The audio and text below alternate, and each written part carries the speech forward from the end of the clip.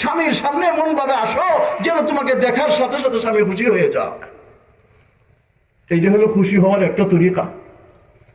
2 নম্বর তরিকা হইল, খুশি হওয়ার 2 নম্বর তরিকা হইল এমন ব্যবহার করে ব্যবহারটা পায়া একবারে খুশি।